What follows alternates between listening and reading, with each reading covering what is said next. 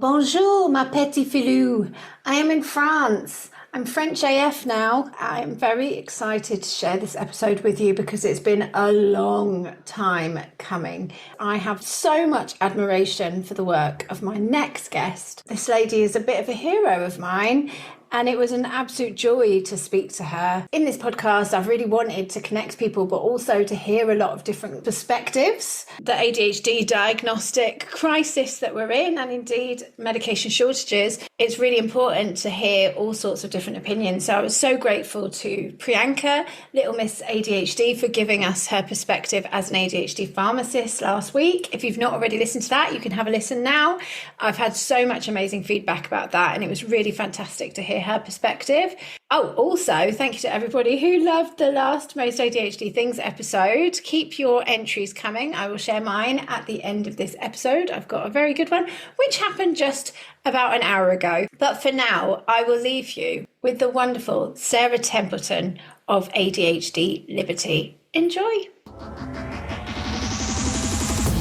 Though blatantly obvious, the late discovery, diagnosis and treatment at 38 for severe combined type ADHD in 2022 not only improved, but genuinely saved my life, which I have since dedicated to fighting for change amidst the global ADHD crisis. As the acronym suggests, I swear like a sailor, and each episode will contain sensitive subject matter. So please always read the description before diving in, where you will also find a link to resources for support. These crucial conversations with experts by lived experience are shared to inform, validate, shame eradicate, and unite the ADHD community, with a fair few laughs along the way. I've been labelled too much all my life, but finally I celebrate my too muchness and use my justice sensitivity to let the world know that ADHD presents differently in each individual. Self-diagnosis is valid, and that ADHD is not a trend. ADHD is real. And I want all ADHDers of all genders to know you are not alone. The leopard is the symbol of Aberdeen, Scotland, where this podcast began. It also symbolises bravery, the reclaiming of power, and I'm a total hun. So leopard print has become the uniform of the ADHD AF community, uniting to support each other and push for change, which together we can make happen. We are the leopard print army. Hear us roar. Hi, I'm Laura, and I am ADHD AF. We'll start with quickfire questions. Name? Sarah Templeton. Your star sign? Gemini. Me too. Location? High Wycombe, but everybody always calls it sunny High Wycombe. So sunny High Wycombe. Is it sunny? No, it's miserable and black. But you still have to call it sunny High Wycombe for some reason. Occupation? This will be an interesting one. How long you got? Well, now I would describe myself as an author and activist. And all the A's, ADHD, activist and author. That's what I would like to be able to describe myself as, but I haven't got there yet. I'm a lot older than you. When I was your age, I wasn't any of those things either. Trust me, it comes with age. For fun, your favourite film? Bridget Jones' Diary. Favourite animal? Koala bears. What city in the world are you most like? New York. Oh yeah, never sleeps. On the go, noisy, chatty, fun, entertaining, bright, colourful. Definitely New York. Love it. And are you a planner or do you hate planning? Bit of both. I like planning holidays, and I like planning. I like planning nice events like posh dinners and afternoon teas. But I'm also a bit, what's the word? What's the word? Not impulsive, but spontaneous. That's the word. Yeah. I will spontaneously think, right, sod it, I'm going out to do whatever, or I'm going to the cinema tonight. So a bit of both is the answer to that. But the planning is only the nice things, not the horrible things. I agree with that. Your ADHD diagnosis status, obviously we know that self-diagnosis is valid, but where are you at? Oh, I'm combined and diagnosed twice on the NHS because the silly old NHS insisted on diagnosing me twice when I moved 100 miles up the road. First time I was diagnosed inattentive ADHD. I knew nothing about ADHD at the time, so I just accepted it. Now everybody, when I say that, guffaws and says, inattentive. Honestly, I didn't want to go. You. But I didn't know at the time. I took the paperwork. I didn't know. But then I was diagnosed combined. So my official diagnosis is moderate to severe combined ADHD. Same. And I just thought that was being a Gemini. Hey, here we are. Yeah, me too. Because do you know, they say that the Gemini is the most similar sign to ADHD. And a lot of the women that are very well known in the ADHD world in this country, and I will include you in that, now I know you are one, are Geminis. A lot of them. But you know, it's funny because I always thought that all of those things, impulsivity, being split in different directions, inability to make decisions, excitable, chatty. So in a way, being a Gemini was like a barrier to me realizing that I had ADHD. I totally agree with you. I've always thought I was very Gemini, very out there, very, very in people's faces, very talkative, because we're supposed to be the second most talkative sign of the zodiac. Well, I've always been incredibly talkative, never shut up. And I just assumed mine was a lot of Geminiism, to be honest. I did. Yeah. I really did. So I get you there. Funny. Early or late diagnosis? Very late, 51. And I mean, you've said you've had to do it twice. So I'm going to say it was a bit of a traumatic process. Beyond traumatic. Twice on the NHS, I was told there's no money in the NHS for adult ADHD, go away. Then I went to see a private psychiatrist who told me I couldn't be ADHD because I hadn't been diagnosed as a child. Then I booked in with another psychiatrist, sent him all my notes beforehand. He phoned me up, said, don't even bother coming. You're obviously ADHD. What's your doctor playing at? I said, well, he said, I'm going to write to your doctor. And he did. God love this man. I never paid him a penny. He just said, don't bother coming to see me. You're very obviously ADHD. And he wrote to my doctor. And suddenly there was money in the NHS for adult ADHD because I was referred on the NHS to a mental health place. I was living in Poole at the time. And it was, for those who know Poole and Bournemouth, they're 5 miles apart. This hospital was in between Poole and Bournemouth. So there was money in the NHS for adult ADHD services, like 3 miles up the road. And I was referred. Wow. And even when I walked in there, the first thing the psychiatrist said to me was, well, I don't think you've got ADHD. Now, bearing in mind at the time, I couldn't fit into size 24 clothes. I'd given up at 24. I'd gone elastic after that.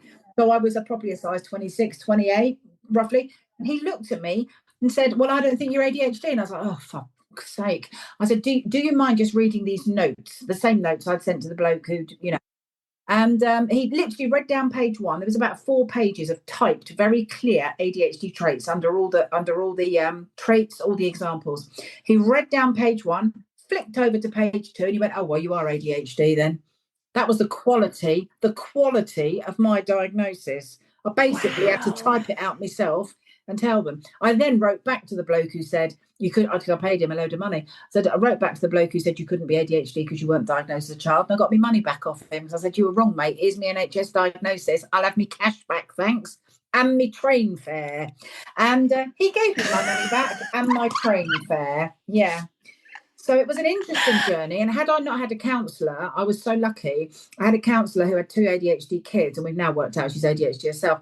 And it was her that every time I kept going back in and saying, I'm not ADHD, she'd go, bollocks, you are. Literally, she said, bollocks, you are. And she kept sending me back off. I'm a forceful person, but even I would have been put off by all these people saying you're not ADHD. Oh God, 100%. I believed them, because I didn't know anything about it myself. So. And how about when you got double diagnosed? Did you have any imposter syndrome, or did it resonate and you felt like? No, because by the time I got the combined one, it made complete sense. It was about a year later. And I actually said to that psychologist, who was an NHS psychologist, I said, why was I diagnosed with inattentive ADHD? And she said, I'll tell you why. She said, and this is an NHS person saying this. She said, because the NHS have got lazy. And she said, we assume that adults have all outgrown the hyperactivity. So we diagnose all you adults with inattentive. She didn't. Obviously, she was a good one. And she said to me, no, you're definitely combined. What year was this? I was diagnosed in March 2015. So I'm coming up next March for my 10-year anniversary because I'm extremely old. I know, I'm ever so old now. I'm really old. but I don't pay any attention to that because I've still got the energy of about a 35-year-old. So I just... Well, they say we've got a 30% delay on average. Yeah, but it goes across the board. Yeah, but I was the opposite. When I was 12, I was grown up. I was incredibly grown Yeah, up at 12. I was like an well, me adult at too, me 12. Yeah. too. So yeah, Me I think it's too. more that we're the Peter Pans of the Yeah. sort of neurodiverse world. Because I meet a lot of people with ADHD, and some of them, I think are 24, and then they tell me they're 58. Yeah. They look so young, a lot of ADHD people. Why do you think it was missed in you until later in life? Because I think I know I had a very, very strong mother. So anything naughty I didn't do because I knew my mother would have told me off massively. Yeah. So I never smoked, I never skipped school, I never was rude to teachers or anything. And it wasn't because of what the teachers would have said, it was because of what my mother would have said when I got home. So I behaved myself primarily because I didn't want to anger my mother. Yeah, same. Although I did do those things, I just didn't get caught that much. Oh, well done. Well done. What do you think has changed for you since your diagnosis? I mean, obviously it's been a while now, but when in those early days, do you think? Well, no, it's not been that long. I see, I was counselling at the time, and I was counselling a lot of clients, and they would talk they were all ADHD, every single one of them, and they would all talk to me about their coexisting conditions. And it wasn't until I was about 56 that I went on to get diagnosed with dyscalculia, sensory processing disorder, but the killer of all of them, severe dyspraxia with 1% processing and 1% motor skills. And that made complete sense of my life once I'd got that severe dyspraxia diagnosis, because I'm very clumsy. I mean, like ridiculously clumsy, break things, drop things. I remember as a child, I was constantly being told off for breaking zips because I used to pull the zips up too quick and break the zips. But also, I don't fall asleep, right? I've got very, very active brain. I don't fall asleep, except whenever I've been to see a James Bond film. Now, when I go to see James Bond films, I haven't got the first clue what's going on. I can't work out who's a goodie, who's a baddie, who's this, who's that. I can't work it out. So in James Bond films, I automatically fall asleep. And as soon as I was diagnosed that 1% processing, I thought, that's why I don't understand what's going on in James Bond films. It's also why I don't understand what's going on if there's a program with a lot of flashbacks. If there's just one flashback or two, I can sort of get that. But when they constantly flash back to the past, I'm lost. I'm like, go away. It's just too confusing. I can't do it. That's so interesting. So I'm self-diagnosed dyspraxic, but I know I am. Yeah. I'm dyspraxic AF. I walk into things. I can't even begin to drive a car. There's so much that I cannot do. Yeah. However, I know that I've got auditory processing. What is the difference between auditory processing and sensory processing? What's the difference there? Well, auditory, and I think I've got a touch of auditory, but I'm much heavier on the sensory. So auditory is when it's all to do with listening and hearing. It's needing to see things written down because you can't process the information when it goes through your ears. That's very much me. Whenever anybody tries to tell me what's in a text, I say, just give me the phone, let me read it.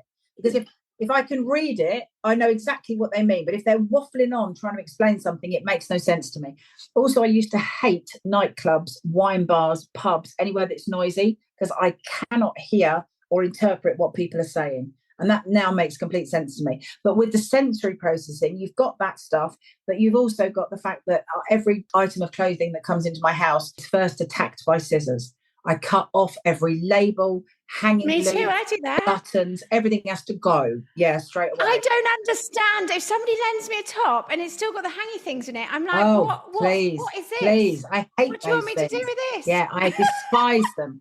And also with sensory processing, it covers all the senses. So another big one of mine is smell. Now, this is just one random example, I hate the smell of goat's cheese. So whenever I go for a pizza with anybody, I would have to say to people, if you want a pizza with goat's cheese on it, it's absolutely fine. I'm not stopping you, but I will have to sit at another table because it makes me feel so sick. And they go, oh, no, of course they won't order it. And then they wouldn't order it, which was always my goal. But just some smells can make me feel, I've actually been sick. When I'm in a restaurant, if there's a table next to me that's noisy, I cannot block that noise out. So often I will say to friends, Jesus Christ, are they not driving you insane? And they'll go, well, yeah, I can hear them, but I can block it out. And then they go, you can't block it out, can you? I'm like, no, it's driving me insane. And if I don't move, I'm going to, I know that I very rarely lose my temper. Very, very rarely. But if there's a really noisy table, for their safety and mine, I need to move. Because what happens is with the impulsivity, and it's happened donkey's years ago, it hasn't happened for ages, but because of my impulsivity, although I'm medicated, I will suddenly lose it and I will suddenly scream at them, you know? And so I always say, no, let's move now, calmly, politely. This happened only a couple of weeks as you're ago. gritting your teeth, we're moving. So my sensory processing disorder is quite severe, but I would say the two things that affected me more than ADHD are the severe dyspraxia and the dyscalculia, because the dyscalculia made me fail my 12 plus. And they'd actually recognised it in me earlier. They did recognise it they didn't recognise it, but after a year, I had a very, very, very, very crap secondary modern school. I came first in everything. I was bored stupid, learnt nothing, just knew all this stuff, you know, because we'd done it at my very good junior school. And then at the end of the first year, the headmistress rang and said to my mum that I've got your daughter a place at the grammar school. However, my mother then got sent the uniform list, and having bought the whole school uniform list the year before, couldn't afford it. So she didn't even tell me till my 16th birthday. So I could have been at a very good grammar school around here. My drama teacher couldn't even take me to O-level. She wasn't even qualified to do it. So I got a CSE grade 1, but I couldn't even do O-level drama. The dyscalculia screwed up my education massively by not getting me into the grammar school. And the severe dyspraxia affects me every minute of every day, because I can't process, you know, even when I'm talking to somebody, you're brilliant because you're asking one question at a time. If people do a sentence that's got two questions in it, by the time we're at question 2, I've no clue what question 1 was. None. It's gone. So the processing thing, the severe processing, that really affects me. How do you feel about it? You know, I'm super interested because I hold a lot of shame about the fact that I can't drive, say. And I know that some people with dyspraxia can. I cannot do it. I cannot do all of those things at once and look at the road, speed limit. I cannot do all of that at once. And most of the time I'm fine with it. I've lived places, I walk everywhere, it's fine. But sometimes you're just like, oh, it'd be really good if I could drive like a proper adult, as I'm 41 years old and everyone has to drive me everywhere, and you have this shame. Have you got over that? No, I haven't. And in fact, this will make you laugh. Sitting on my drive, I can see it there, is a hire car, because 5 days ago, I took my eye off the road to look at my phone. I know why I did it. We were coming up to a junction, traffic lights. Oh, no. And I took my eye off the road to look at my sat nav to see where I'd got to go at the junction, and crashed for the second time this year into one of those wretched concrete bollards in the middle of the road with signs on. Oh, Second time. Yeah, I did it once in March, and I've just done it now in August, September. And I tell you, that doesn't half knacker your wheels. So I've screwed up 3 of the wheels on my car, and it's literally a split second. It's because I don't trust myself, and also my memory's shocking. So I will look down at the sat nav, look again at the sat nav, look again, look again. And this time there was one of those wretched bollards in the middle of the road, and I smacked into it. So I do, like you, I beat myself up for a lot of stuff, but it helps that I'm a qualified counsellor. And it also helps that I did CBT for a year. So I'm very good at recognising negative thoughts in myself and switching them around. So there was, even after that accident, I was like, you stupid cow, you stupid. Yeah. And then I was like, no, not stupid. I was coming to a junction. I was actually being, what's the word? I was paying attention. Cautious. Like, I was looking exactly where I was. My big mistake there was that I didn't have a sat nav rubber thing on the dashboard, and I've realised now that having it on the seat and glancing to the seat, that was the wrong thing to do. It wasn't in my hands, I wasn't touching it, but it was propped up against my bag on the seat. But even looking round to check, that meant I hit one of those things. So rather than beating myself up now, I just think, no, we've analysed it. We know what the problem was. The sat nav needs to be up there so that you're looking at the sat nav and the road at the same time. That's why they put them on dashboards. They're not stupid. I just need to make the change. I just need to buy the thing. So that's it. I can kind of, because of the CBT, I can switch my thoughts around quite well. And I do still think I'm stupid at times, especially when I bash into things, you know, when I bash into door frames, and I'm covered in bruises. I could show you numerous bruises.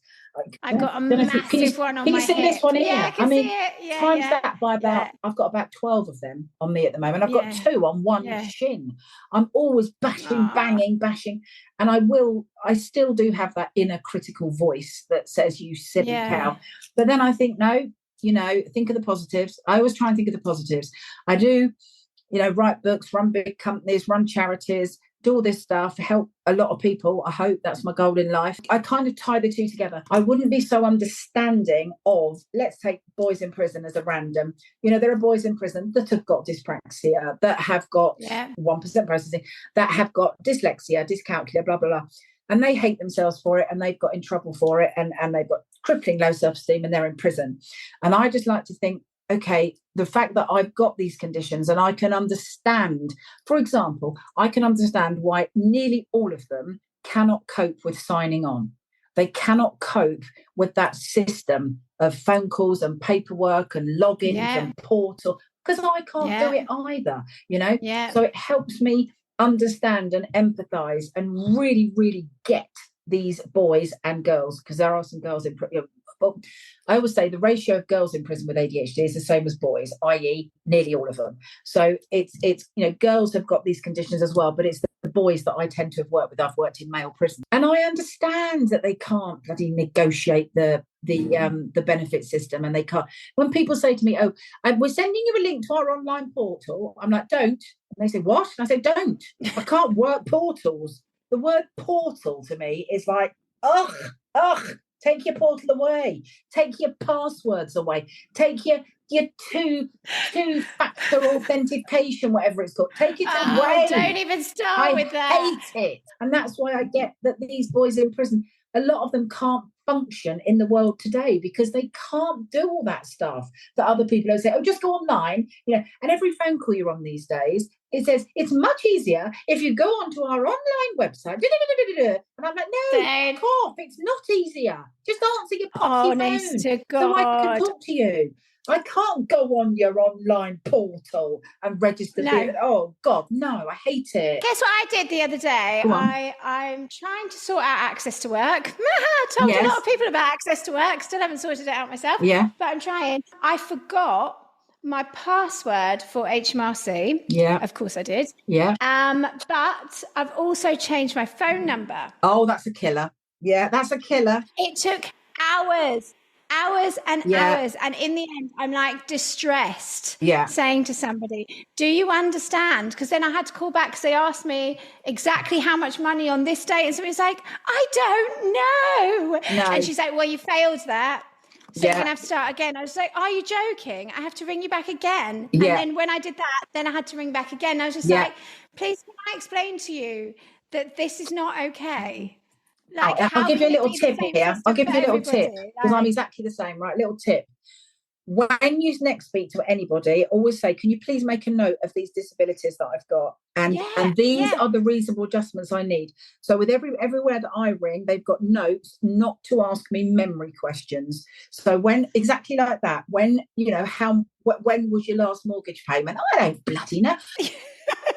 But nearly always I say to them, look at your notes. You're not allowed to ask me memory questions. So the only things they're allowed to ask me, like name, date of birth, address, postcode, all that sort of stuff. They can't ask me, when did you last do something? Because I ain't going to remember. That's an amazing tip. I didn't even think that would be possible. I had a problem with PayPal once and I said... Oh, me too. I can't use mine at the moment. I'm completely locked out. ADHD, And she said, okay, we will adjust that for you. Yeah. And it's been better since then, but I didn't even think of that. That's do it. Right. Everyone you speak to, because they, by law, they have to give you the reasonable adjustments. Face identification is the best thing that ever happened in the world, as far as I'm concerned. I just face ID everything, and I dread changing phones because everything's face ID, and it's so much easier. I really want to talk to you about all of your amazing work, but there is one question that I'm desperate to ask you because I know that you're going to give me, and so many people will try and get out of this question, but I know you're going to give me an amazing answer. Oh, okay. No pressure, oh, God, no pressure. Okay. Yeah. Self-diagnosis is valid, as we know, and it has to be in a system that's so broken you could be waiting the best part of a decade. Tell me, if you could change the ADHD diagnostic process in the UK right now, if you were in charge, what would you do? Let GPs diagnose. And a lot of them are. Yes. A lot of them are. We've had numerous GPs who've come to us and said I'll quote one of them. He said, he's actually attached to a homeless charity. And he said, Sarah, I'm not seeing these people suffer.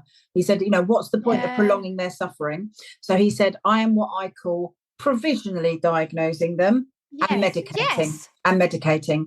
So, and he's not the only one. He said in his town, there's at least 2 of us just in this town doing this. And I've since met loads. And in fact, one of ours around here in Buckinghamshire, he's doing it. He's set up an ADHD prescribing service. As you know, people with ADHD, we can spot each other in about 2 seconds, So doctors can stick a blooming questionnaire in front of people, the same as they do with anxiety, depression, whatever. Yeah. They can diagnose depression. They can diagnose bipolar. Why can't they diagnose ADHD? It doesn't have to be a psychologist or a psychiatrist. It's ridiculous. If you let GPs diagnose, this whole thing wouldn't be as bad as it was. Nowhere near. That is exactly what I think. I don't think it makes any difference. The amount of times I've been in and out of the doctors since I was 14 years old, eating disorders, anxiety, depression, all of the stuff. And all I could tell at the end of the day is it's a set of questions and a pot of pills. And that's how straightforward it is. Exactly. Yeah, exactly. I knew it. Yeah, GPs diagnose. And as I say, a ton of them are taking it into their own hands anyway. And they're doing it for the right reasons. They're not doing it to make money. They're doing it to help people because they are seeing people suffering. They're seeing people lose relationships, jobs, stay addicted to stuff. They're seeing people who are suicidal. They're seeing people make suicide attempts when they know that the right meds are going to transform them. Any doctor who really cares, and there's a heck of a lot of them because I've spoken to loads of them, they're going to medicate, for goodness sake, when they know what the problem is. Some of them have actually paid us for training, not for them because they're switched on enough, they've worked it out, but they've trained us to train their team. So they're receptionists, they're nurses, they're blah, blah. So their whole clinic is ADHD aware. So we're very happy to do that. We'll support any doctors doing that because it makes complete sense to me.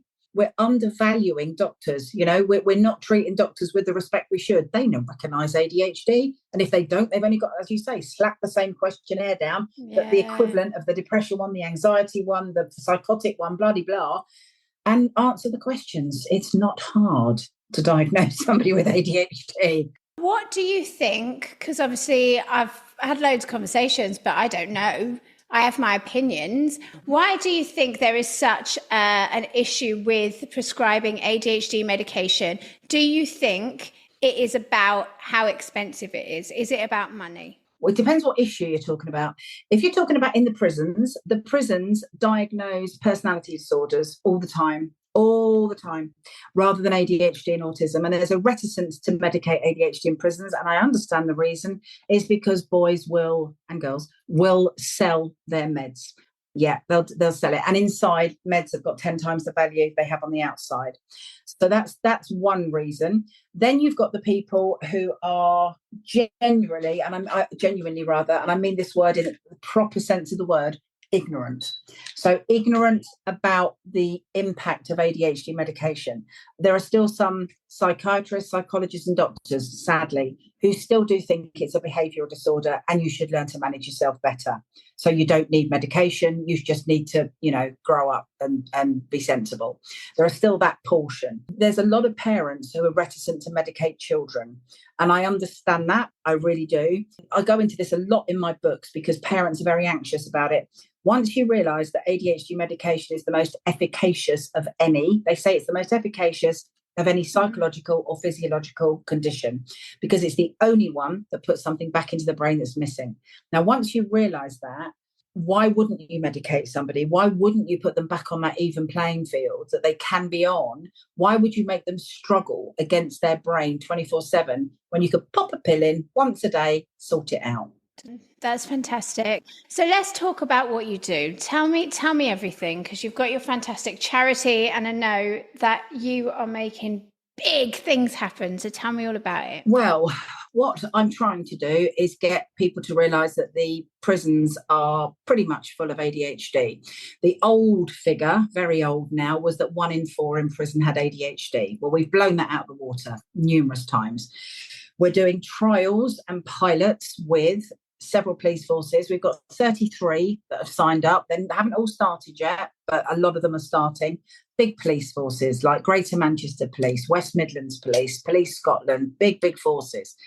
So we're working with all of them to start screening. They're all at various stages. Some have started, some are literally starting now, some started in June, some are still in the planning stages. So there's loads going on with the police forces. And our goal there is to get people picked up early. So ideally, the first time they go into a police station, do a screener. Hello, this one's got neurodiversity, filter him off, assessment, diagnosis, and let's not criminalise him, which is great. On top of that, the last government put neurodiversity managers in every prison and told them not to screen, which has infuriated most of them.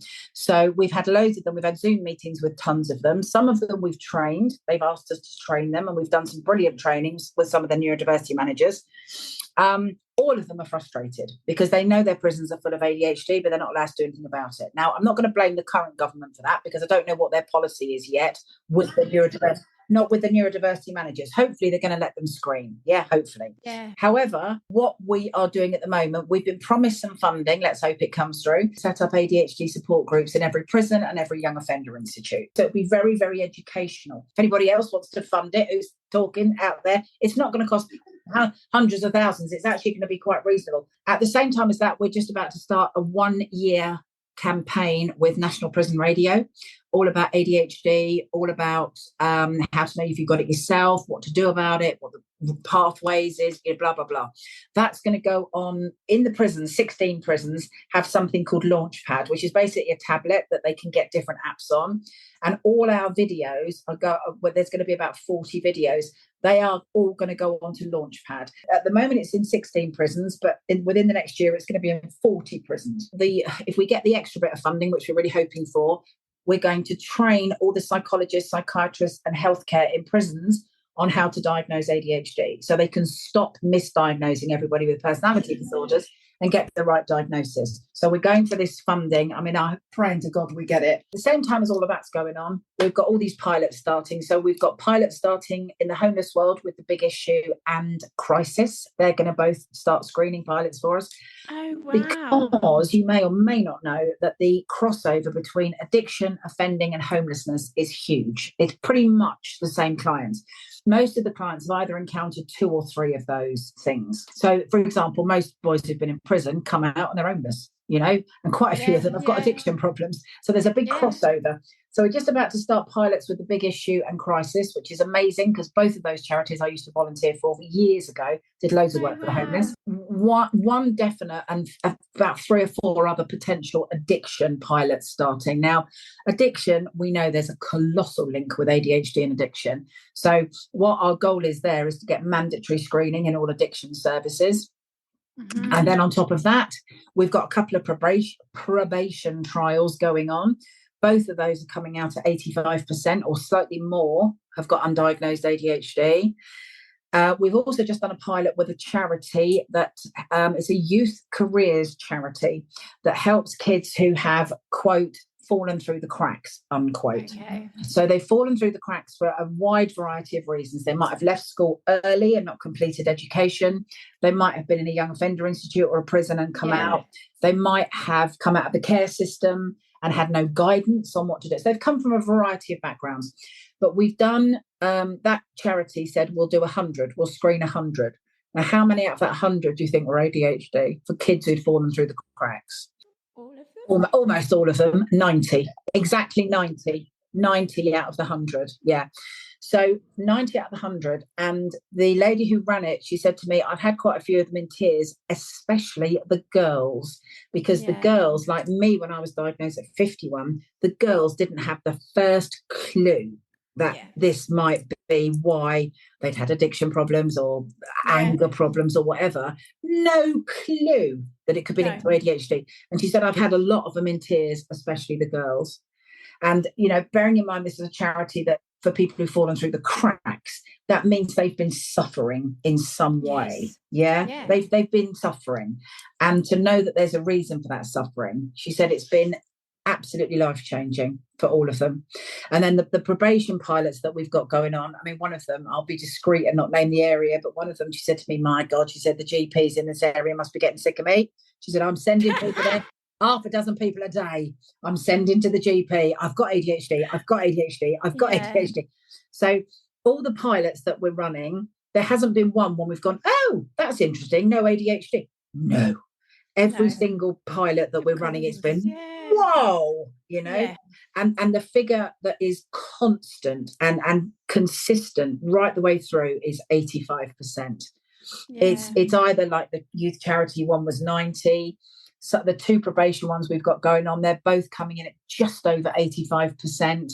So it's roughly 85% of people in the addiction, the homeless, and the offending world, and the prisons, and the young offender institutes, and the juvenile prisons. It's roughly 85% of them, which is why this 1 in 4 figure has driven me literally insane over the years. I've known it's so wrong, but we've not been able to prove it. Now we're proving it with all these incredibly legit organisations, probations, polices, as I say, young offenders, careers services, crisis, the big issue, all of those sorts of people.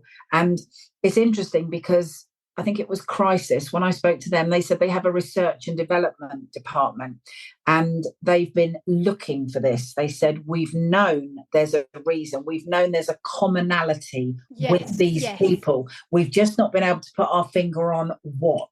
But we had the research and development people come to the meeting and they're like, this is it. This is it. This is what we've known. We've known there's something that they've all got, but we didn't know what.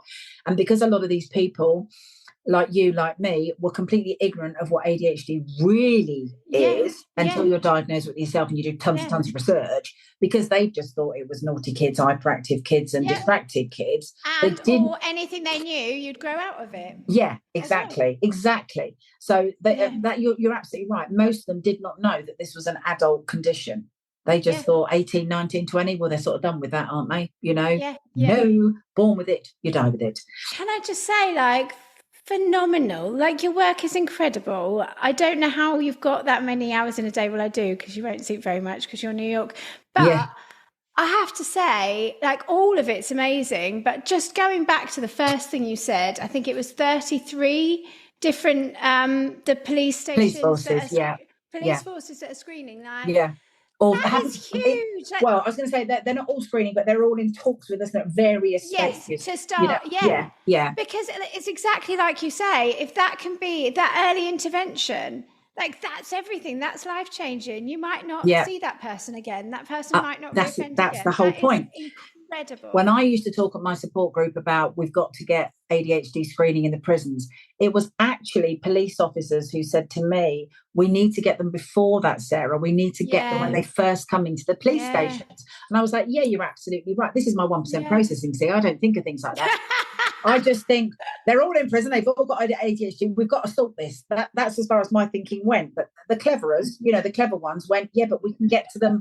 We can get to them earlier than that, when they first offend. And I'm like, yeah, you're absolutely right. Please, let's pick them up when they are sometimes literally 8, 9, 10, going into a police station. They're that young. And if we can pick them up the first time, and the police have a good policy at the moment, I don't know how long it's been going on for, but they have a policy of not wanting to criminalise children, right?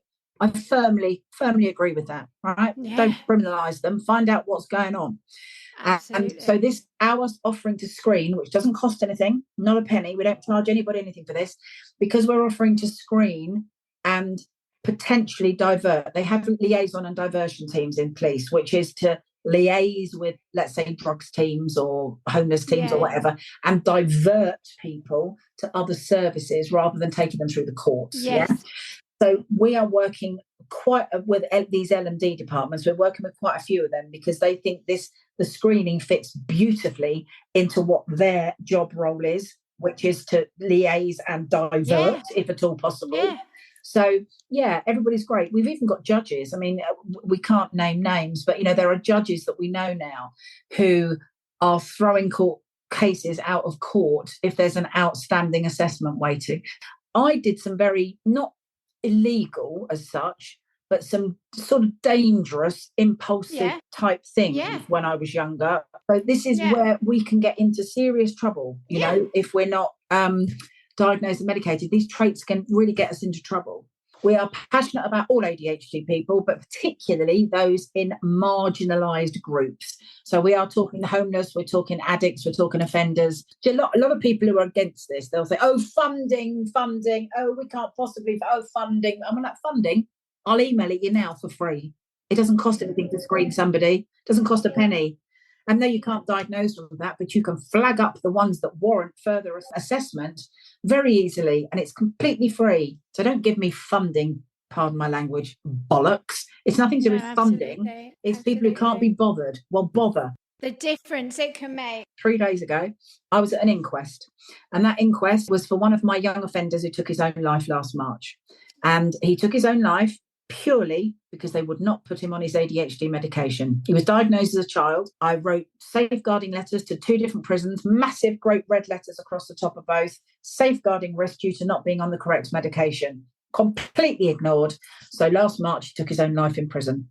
And that's what I'm fighting against. I don't want to lose any more boys or girls to suicide or serious self-harm because nobody's recognised the ADHD and nobody's put them on the right medication. I'm just not prepared to lose people. No, it's too heartbreaking. Absolutely. Is there like an age limit to the people that your charity is helping, or it's just all people? All people. ADHD? All people. Yeah. Littlies, 5-year-olds to 95-year-olds. What would you like the world to know about ADHD? If you could bust a misconception or just have one solid truth about it that you'd just be like, this, everyone needs to know this thing. That it's got nothing to do with intelligence. There are still far too many people that think, but I've got a master's, but I've got a degree, but I've got a PhD, but I'm a solicitor, but I'm a barrister. I've got a friend who's a scientist. She doesn't believe she can have it because she's a scientist. She has. But so it's got the fact that it's got nothing to do with intelligence. What would you like the listeners directly to know? I would like them to know that they can go the right to choose route, which is a heck of a lot quicker. And I would also like them to know that there are some things that they say are phenomenal for ADHD. And one of them is just literally turning your shower to cold for 5 minutes in the morning. I know many people that they can't be bothered to buy a dunking bath thing and put it in the garden, but they'll happily turn their shower to freezing cold and nearly die the first day they do it. But if you can actually build up to the 5 minutes, everybody I know says that 5 minutes of an icy cold shower in the morning is a brilliant way to treat your ADHD, and it lasts all day. That's a great tip. Yeah. So do you do it? No, do I do it? No, I'm on meds, love. I'm on meds. I'm not on stimulant meds. Elvance worked like a dream for me, but it also kept me up half the night. So I've been on the non-stimulant. I'm on the highest dose there is of Strattera, and I've been on it for 9.5 years, and it's very successful. It stops me binge eating. It stops my road rage. It stops impulsivity. And most importantly, it has turned off my internal motor, which was horrendous before and meant I could never relax. Now I can relax. What do you do? Obviously, we know our faulty dopamine receptors. We can have lower levels of dopamine. What do you do to cultivate more dopamine? I get my dopamine from helping people. I know it sounds a bit of a cliche, but I really do. No. I just love helping people. I love changing people's lives around. That's why I used to love, of all my clients, it was my young offenders that I liked most, because I liked showing them that was a different life. They didn't have to have this life. If they wanted this life and they wanted to be crime and in prison all the time, they could, but they had a choice. And most of them, no, all of them, didn't think they had a choice. They thought because they'd been to prison, because they'd screwed up, because they got a criminal record, that was it. Their life was, that was it. They literally were set in stone. That was how they got to live their life. And I used to love making them see that it wasn't, that they had choices and options, and they didn't have, their life didn't have to be like that. And now I'm proud to say most of my young offenders are out. They're working. Some are roofers, some are scaffolders, some are builders. They're all out there doing physical jobs, but they're out, they're working, they're getting access to work, because we help people with access to work. So if you need any help, just shout me. Yes, please. Yeah, we get them access to work, but they don't have to. There is a life after crime, and they just need somebody to support them and push them and keep saying it. Yeah, you can go back to selling drugs if you want, but that's if you want to go to prison. Do you want to go back to prison? They'll always say no. Say, right, well, let's do something different then, shall we? And if you're with them and you support them, they can do it. What is the most ADHD thing you've done this week? I mean, you crashed told my us car, about the car. Crashed the car. crashed the car. Oh no, this is a classic. Well, this is an ADHD stroke dyspraxic thing. Yeah. I was waiting to hear from the recovery truck driver to go back to get my car. And I was at a hotel with a nice pool, and I thought, I'm going to get in this pool if it kills me. Then I thought, well, I've got to keep the phone with me in case they ring or text. I'll get in the jacuzzi. So I got in the jacuzzi. I'm holding the phone like this, get in the jacuzzi. Everything was going well for about a minute. I don't think I was even in that jacuzzi a minute. And I get the message, you need to get back to your car now. Right. So I'm like, oh, God. So I get out the jacuzzi and wait for this. It sounds disgusting. I ripped half a nail off. No. I know, getting out the jacuzzi. I mean, I'm always in and out jacuzzis. I love jacuzzis. But no, this time I was in such a panic, and also not to drop the phone in the water, that I actually ripped half one of my big nails off. Ruined my pedicure, for starters. Ruined my pedicure. And now I've got like this, it's horrible. Anyway, that.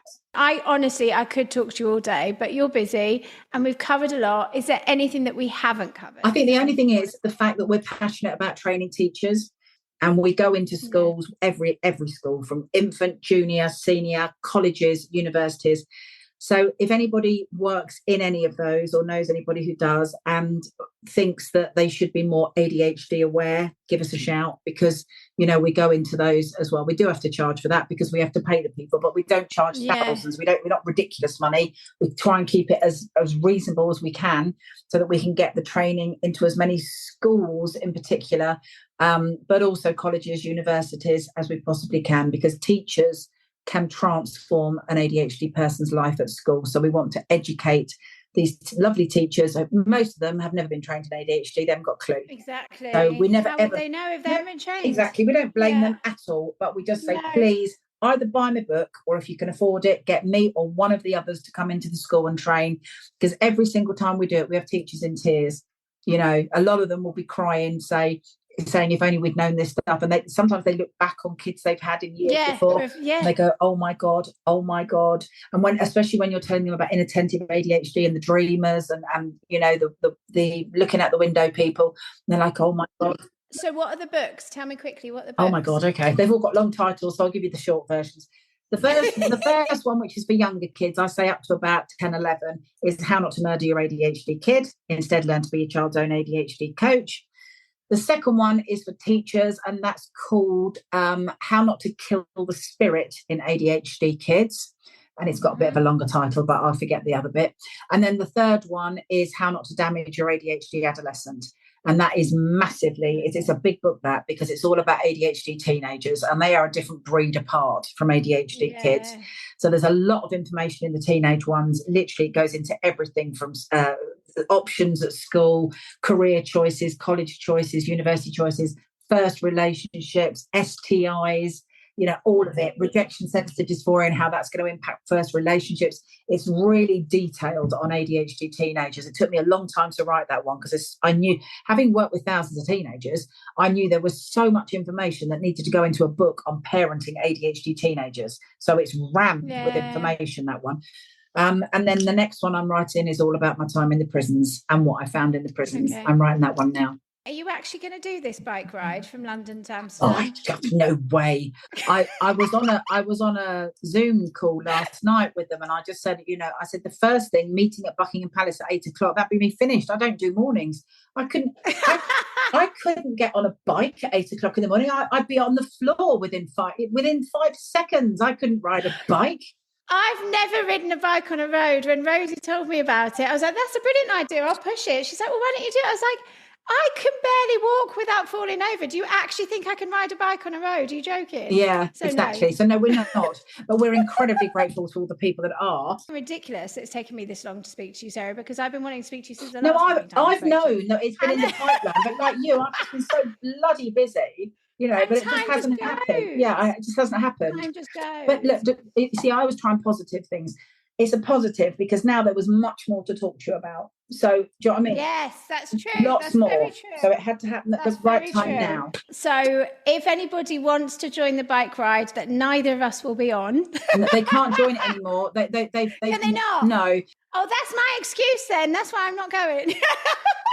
Oh my goodness, Sarah Templeton, I doth mine cap to thee. What an absolute ledge. And a Gemini We're definitely cut from the same bit of cloth in terms of astrology and neurodevelopmental condition and the rest. I could talk to her all day. So thank you so much, Sarah. What amazing work you are doing. And as you heard, although it isn't possible to join the sponsored bike ride from Buckingham Palace to Amsterdam, you can still sponsor. And the money is split between Sarah's charity, ADHD Liberty, and the wonderful ADHD Adult UK. You can sponsor via the link which is in the blurb of this episode. Darren, the wonderful Darren and Rosie are heading up this incredible fundraiser which has raised so much money already. But if you are able, please keep those donations coming in. It's a really fantastic thing they're doing. And as you've heard, such amazing work that the funds will be going to support. So just a reminder, as we know, we are in this time of medication shortages, as was discussed in the last episode with Priyanka. If you are struggling to access your medication, there is a link in the blurb of this episode to the ADHD directory. I believe it's adhd.directory, so that you can look for different pharmacists that might have your medication in stock. If you are without medication, if you are on a waiting list, if you cannot take medication, whatever, there are different strategies that we can all implement to try and best support ourselves. And I am literally talking to myself as I say these words, because self-care isn't something I'm brilliant at, and routine is something I'm even worse at. But I had a wonderful conversation with BBC Morning Live's Riyadh Khalif, who shared his incredible tips to self-support ADHDers. So I will also put a link in the show notes to Riyadh's episode, because it's incredibly helpful. As ever, it's always really important to do that kind of self-inventory, because what works for one of us won't work for all of us. We are all different. So it's really important to look at how to best support yourself. But yeah, they are some fantastic tips. And I will share with you now my most ADHD thing of actually today, but it's a corker. Giving the game away a bit here, but next month is ADHD Awareness Month. And I'm recording lots of very special episodes, but one in particular in which I am inviting some people from the community to join me. And I thought I was being so organised. I really did. I tried so hard to get everything. This person's at this time, that person's at that time. I thought I had it all under control. But you add to the fact that I'm also an hour ahead. I'm in the future here in France. So we're on a different time zone. And I suddenly went, oh my God, I'm meant to be in a meeting. And I ran to connect to Zoom. I go in 10 minutes late. So I'm already late for this Zoom meeting, to two people called Jill. So not quite as organised as I thought I was, but we had an amazing Jill Fest, and I can't wait to share that with you very soon. So thank you to the ADHDF online peer support community for all of your support in the continuation of putting out this podcast. I can't wait to share all of your very important messages for ADHD Awareness Month, in which I'll be sharing some really important messages of my own. I have some big announcements. I have some very exciting things to share. I have some massive reflections to share, and yeah, some big announcements. I will be revisiting the Make It Count campaign, and I'm going to be really honest with you. It didn't go to plan. And the best laid plans, or at least my best laid plans, very often go awry, but I will always try. And even if that means falling on my face. So this October, the theme for ADHD Awareness Month is Awareness is Key. And I'm really looking forward to sharing some very, very important conversations, some crucial messages, alongside some very big announcements from myself. And this year, ADHD AF Day will be the third annual ADHD AF Day. Each year, it's on a different day in October. And I think that that's really fitting, because I am really terrible with dates. So any day will do. But on ADHD AF Day 2024, which will be on Friday, the 25th of October, I'll be asking you all to wear at least one item of leopard print and take either a photo or video of yourself and tag ADHDF podcast on Instagram or Facebook. You can either share it on your story or as a post, and tell me what you would like the world to know about ADHD. If you could scream one message from the rafters, and I know there's a million things, I know there is, but what is in your core, the number one thing you want the world to know about ADHD. Because as I said, the theme is awareness is key. And I just felt that question that I ask all of my interviewees is the one. So help me raise awareness on October the 25th. And please wear at least one leopard print item you can wear head to toe. And let's get those messages out there. Let's make some serious noise and unite as the leopard print army. And on that note, I will bid you adieu. Au revoir, ami, à prime léopard. I can't speak French, so I'll let the funky music do the talking.